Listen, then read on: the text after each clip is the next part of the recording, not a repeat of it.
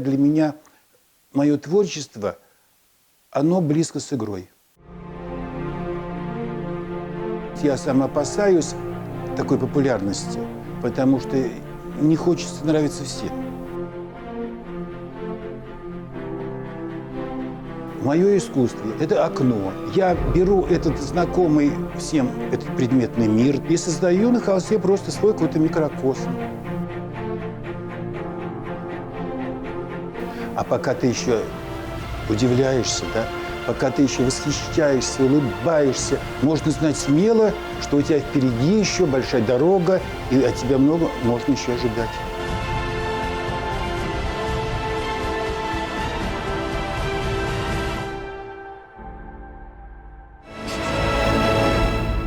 Я беру этот знакомый всем этот предметный мир, да, людской, и создаю на холсте просто свой какой-то микрокосм. И надеюсь, что зритель, несмотря на то, что это вроде бы искажение вот этого мира, который он сам видит, и, возможно, может полюбить. Это такое предназначение все-таки сверху, потому что никто меня не подталкивал. Из родственников никто не был связан с изобразительным искусством. Все могло быть по-другому. Конечно, мог бы стать космонавтом или капитаном дальнего плавания. Да, я рисовал. Родителям это нравилось, потому что все-таки это от улицы как-то, да, меня отстраняло. Вот. Кто-то подсказал, что есть там, Дом пионеров, да, что есть изо-студия. И в конце концов получил грамоту на конкурсе детского рисунка. Это был последний случай, когда тема фантастики меня увлекала. Это, по-моему, была высадка наших космонавтов на Марс. Вот это у меня была такая картина. Когда все действительно там сверстники играли, мальчишки, может, с танками, солдатиками, мне нравилось рисовать. Я даже помню, что мне привлекало. Первые свои рисунки, это были ковры. Про ковры, которые присутствуют во многих работах Губарева, которые вот развешаны на стенах, которые вот делают антураж и атмосферу его работы. И вот такой же оригинальный ковер висит у него на стене в мастерской. Это реальный ковер его семьи, его бабушки, который вот перешел к нему по наследству и который он вот репродуцирует во многих своих работах. Когда пришло время профессию выбирать, да, и кем быть, то мы с папой пошли в какой-то заврано или кто отвечает за образование, и комиссию, куда вот направить, значит, сына. Меня спрашивают, что мне лучше нравится, там, по металлу работать, с электричеством, да. И я говорю, я-то люблю рисовать, и что хотел бы, говорю, а я уже узнал вот в изо-студиях, что есть художественное училище. И хорошо, там сердобольные эти люди в комиссии говорят, ну пусть попробует, не поступит, ради бога, направим на нормальные, да, и будет трудовой деятельностью заниматься, как и родители. И я поступил. Конечно, в изо-студии гремела музыка, где-то танцы были, мы с товарищем спускались вниз, приглашали девушек, танцевали, и потом ее заманивали в мастерскую. Это, знаете, как в анекдоте. Художник Аркадий под предлогом секса заманивал девушку в мастерскую и рисовал ее.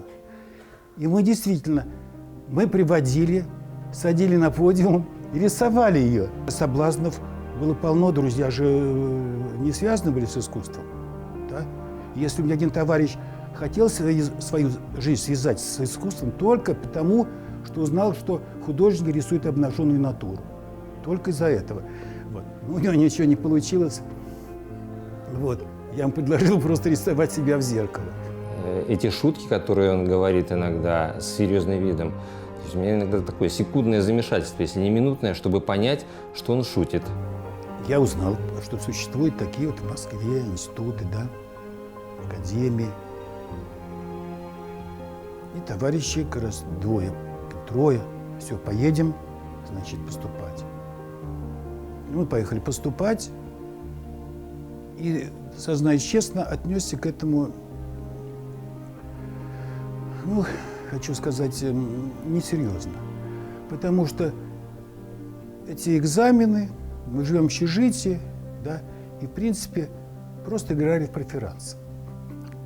Приходили занятия, что-то делали, да. И в конце концов из них выступаю я один. И вдруг я открыл, что искусство бывает и другое. Я открыл для себя альбомы импрессионистов, увидел, что ту же Грушу Матисс, Сезанн, там Маковский, Репин напишут по-разному. И тут, конечно, вот я стал левачить, что преподавателя удивил. Я стал ставить постановки, сам приносить и ставить такие, как, допустим, если натюрморт, то как у Сезанна, даже предметами. И стал писать по манере Сезанна. После него я перешел к Матиссу, что еще больше напугал преподавателей. И даже натурщицы уже в институте вначале, значит, не понимали, побаивались, потому что я уже с ними мог вытворять тоже свои поиски, конечно, они могли себя не узнать. Многие художники, профессиональные художники видят, что, наверное, Губарев вот этим своим наивным стилем, гротескными своими какими-то фигурами, сюжетами, он прячет свое неумение, может быть, как им кажется,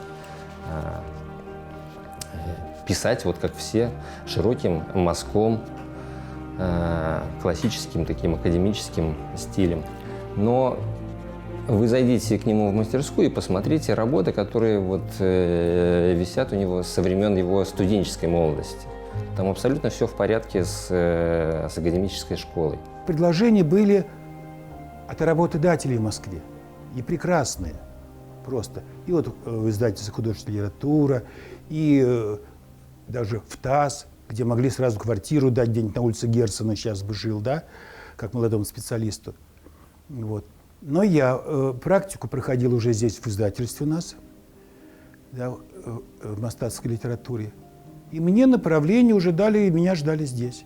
Мы вместе работали в Доме книги. На разных этажах мы были. Но, конечно же, не заметить Валентина Губарева нельзя было, поскольку интересный, импозантный, к тому же талантливый. Уже тогда было понятно, что это талантливый человек, это книжник, это человек, который действительно чувствует книгу. Я сформировался вот как художник своим каким-то вот такой творческой харизмой уже в институте.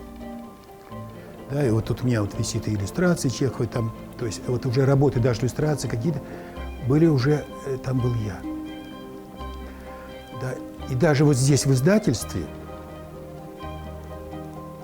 я был даже в иллюстрациях некоторых, и меня осаждали. Ну и там правили там какие-то носы, то есть вот какие-то пропорции. Комиссия, когда я принес, помню, картину, меня вызвали и спросили, а вы учились ли где-нибудь?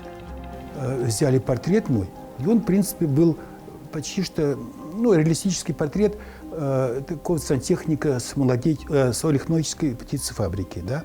Я помню фамилию Голуб. И все равно, вот, я считаю, это хороший был показатель. Ее взяли. Появилась статья, то ли в «Вечернем Минске», то ли в Советской Беларуси, обзор о выставке. Ну, конечно, первый абзац – это хвалебное кого-то, а в конце, как это принято, надо кого-то пожурить, сказать, да, вот не совсем еще наши художества. И вдруг я нахожу свою фамилию внизу в этом критическом разделе. И там где-то отмечают. А вот Валентин Губарев там, значит, представил свой портрет кого-то. Где же он находит таких нетипичных героев?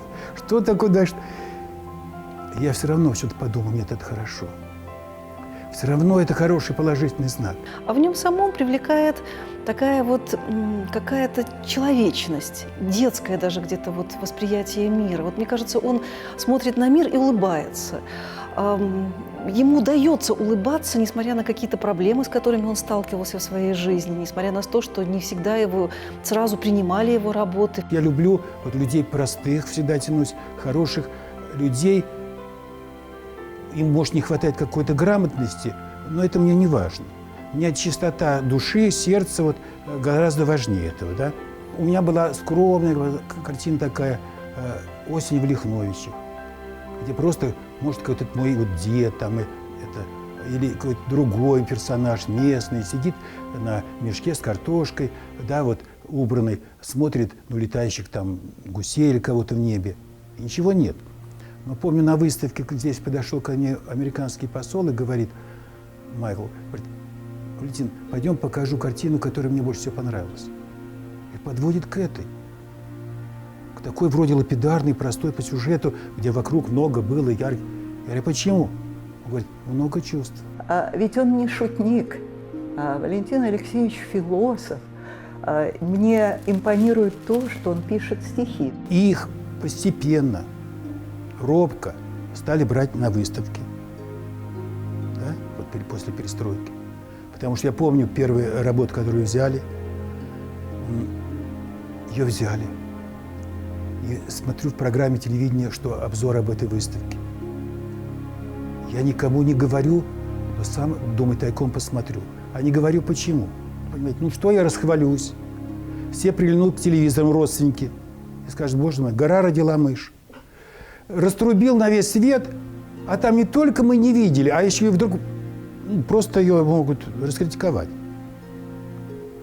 Тут не показывают, не, конечно. И вдруг ведущая Лариса Финкельштейн, после этого я ее на всю жизнь запомнил, хотя думал, что это название сыра, она говорит, а сейчас мы покажем картину, которая стала центром всей выставки. И тут этот телевизионный прием, точка маленькая, увеличивается. Боже мой, моя картина. Представляете, вот ощущение, то не брали, вдруг центром стал. На следующий день я смотрю, она на обложках журнала вместе с такими корифеями, мастодонтами, как Савицкий там, да? Ващенко. В журналах, журнал московский ее издают, работу. Появилась мысль издать каталог собственный. И он у меня был на руках. Я раздаривал, естественно, я никуда не относил. Просто подарить кому-то. И скажу, что, по-моему, там поместилось работ ровно столько, сколько я к этому времени успел написать. То есть там немного было. И он попал как-то в Москву, букинистически. И просто мне вот позвонили оттуда, девушка, и спрашивает, жив ли художник Губарев. Я сразу сообразил, что после смерти картины дорожают. Вот, хотел сразу нажиться на этом. Но, как честный человек, сознался, что жив – это я. Это была переводчица с галерейщиками вот этими французскими. И любая галерея страшно неохотно идут на сотрудничество с неизвестными художниками, потому что им нужны имена, они не хотят тратить время, да и не время, и деньги на раскрутку нового художника. Поэтому они 1,5, может, года думали вот, про меня. Но когда все-таки решились, и когда эта выставка прошла успешно, то уже подписали вот эксклюзивный контракт. И уже после этого подписания прошло уже 21 год. И вот уже так незаметно, уже 21 год, как вот я работаю с этой галереей. Да за 21 год работы мне никогда не говорили, Валентин, знаешь, вот может быть, вот это не делай. Или вот помнишь, ты делал там что-то, вот похожее сделай что-то. Никогда. Ну, для художника же, что может быть еще лучше, да? Понятия доброты, любви, одиночества, грусти, они универсальны во всем мире. И все это присутствует на картинах художника. Им иногда не надо объяснять какому-нибудь французу, почему там вот у мальчика торчат на каких-то завязочках варежки. Во Франции на одной из его выставок, где экспонировалась работа, там селяне-обыватели везли громадную морковку. Вот. Работа называлась, кажется, «Праздник урожая», и к нему подошли французы и тихонько спросили, что вы имели этим в виду. Наверное, ракету СС-20. И западные люди, опять же таки, я ссылаюсь на наблюдение самого автора, они интерпретируют это по-своему. Совсем не так, как мы. У них совершенно другие какие-то реакции на это все, но они все равно есть. Понимаете, искусство существует тогда, когда оно эмоционально. Какого бы ни было я восхищения перед героями, да, перед чемпионами, но мое сердце на стороне все-таки дублеров. Я сочувствую дублерам. Те, кто любит, но безответно. Кто разбежался, там, не допрыгнул. Кто старался, но у него не получилось все. Я на стороне их. Особенно ведь большая тема в моем искусстве – это одинокие женщины. И потому что я вам сочувствую. Если бы я мечтал в свое время, в молодости вообще жениться, если не на проститутках для того, чтобы их научить латыни, там, да, вышивать там, гладью, это, хотя бы, думаю, как бы помогать одиноким женщинам. И мои герои, они все герои, которые, наверное, это видно, что им немножко не хватает счастья все-таки.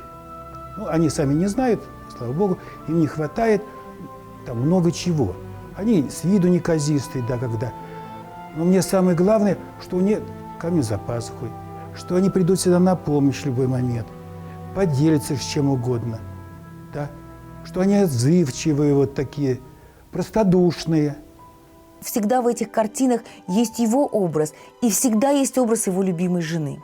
Ты чувствуешь, что ты объект его творческого осмысления образа, да, и становится немножко не по себе.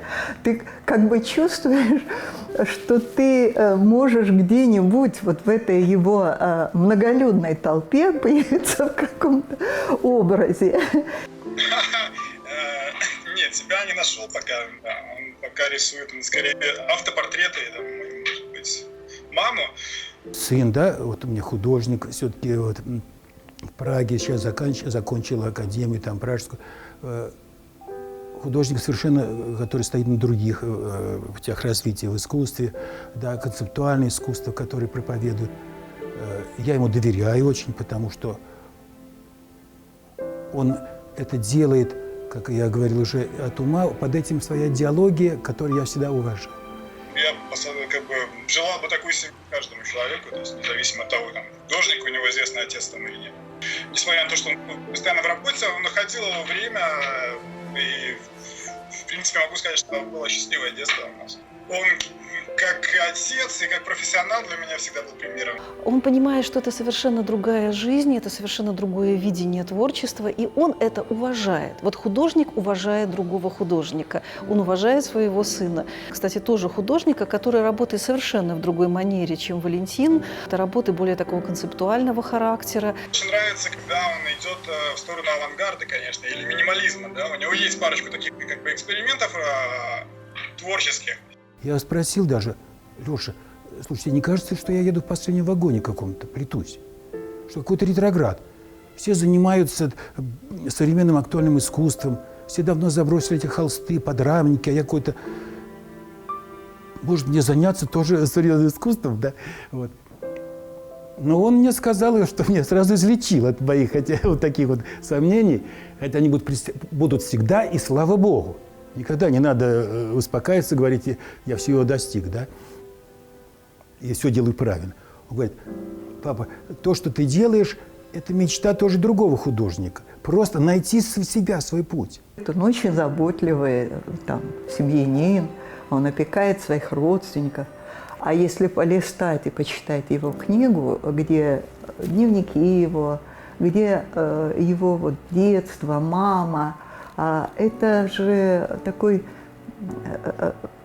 пяшотный, такой нежный, такой заботливый человек, что при его такой вот мужественной внешности как-то кажется и очень-очень трогательным, да. Художник – это не только тогда, когда он пришел в мастерскую, перед ним холст и краски, да, на палитре. Эта работа происходит всегда, в голове. И непонятно, из какого ссора, да, можно эти сюжеты почерпнуть. Всегда с раскрытыми глазами, все это замечаю. И вдруг это может осенить какая-то идея. Действительно, и не раз было, вот я помню, действительно, там, в аэропорту, с Леони сидел, и какая-то идея хорошая пришла, ничего не нашлось, а надо уже, значит, объявляет уже посадку. И я ее быстро зарисовываю, чтобы она не вылетела там в небе, да, вдруг на сквозняке. На билете зарисовываю и даже сбоку пишу, даже в цвете какая. Были случаи иногда, которые название давало сюжет. То есть какая-то, может быть, действительно парадоксальная какая-то фраза, словосочетание. Мне так нравилось, что думаю, нет, на это надо нарисовать картину.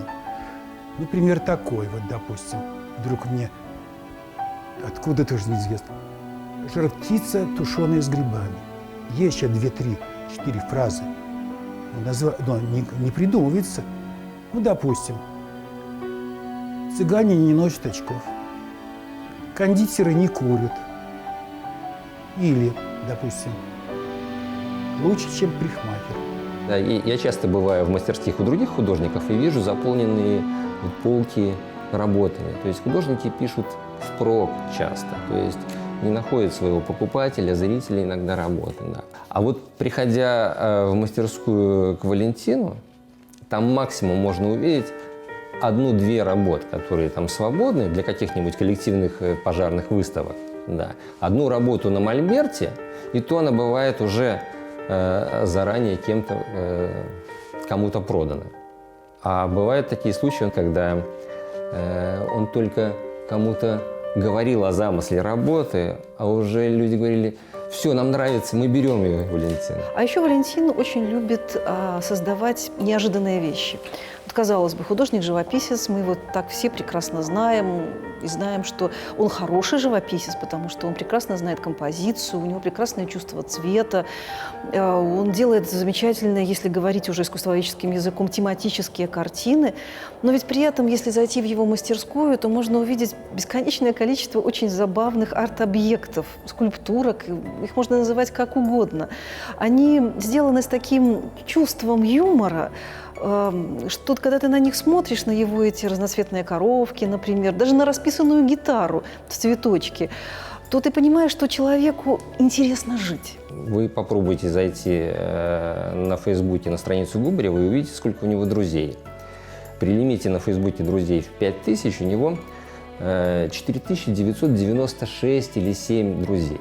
И вот эти 3 друга, недостающие до этих 5000, я думаю, вот в процессе нашей беседы они вот стучатся. Но он их не принимает, он не рассказывал это сам лично, он их не принимает, потому что Саша говорит: я оставляю этот лимит для каких-то людей, которым я не могу отказать. Первые знакомства мне показали, что это такие Ждановичи. Тут и луковицы гладиолусов, тут и котята, там и навес одежды, да. И думаю, нет, это как бы профиль непрофессиональный, да. Но мне сын увидел, лайков много, и хотя сейчас это как бы лайки, боже мой, показатель, знаешь, какого-то успеха, признания, я очень иронично к этому отношусь, поэтому, когда, видишь, 7 тысяч, 6 тысяч лайков, да, на картину, которая, да, может быть, и не выставлена на выставку, да, оказывается, такая скромная картина, простая. Но здесь переоцениваешь сам даже эту картину, думаешь, нет, вот людям же нравится, может быть, действительно получилось. Я сам опасаюсь вот такой популярности, потому что, честно говоря, не хочется нравиться всем. Поэтому я даже радуюсь, когда кто-то гневно обличает меня. Провели встречу с читателями, был большой зал. А когда Валентин Алексеевич еще появился перед публикой, вы же понимаете, кумир у многих, вот он живьем, вот до него можно дотронуться, вот его творчество. Это было замечательно. Есть народные художники, они по званию, которому присвоено, а есть народные художники по признанию всенародному. Так вот, Валентин Губарев, он из тех художников, которым применимо вот это словосочетание в самом, что ни на есть, таком дословном виде. Народный художник. Я открыл для себя наивное искусство. И мне понравилось вот это зерно этого искусства. Это искренность, честность, которая ставится важнее, чем знания, академические знания перспективы там, или пропорции. То есть этот художник наивный, он так влюбляется в предмет, я знаю, что он не будет никогда рисовать, что ему не нравится. Только если, может быть, какие-то вывески, если он закажет, да? Но я уверен, что это вот человек, который просто влюбляется, восторгается каким-нибудь букетом цветов, пейзажем, там, закатом каким-то, да, женщиной. И рисует, высунув язык самозабвенно, чтобы понравилось ему и всем, и получает огромное удовольствие. Вот я даже вспоминаю слова Пикассо, когда он говорил: в юности я рисовал как Рафаэль, но мне понадобилась целая жизнь, чтобы научиться рисовать как ребенок.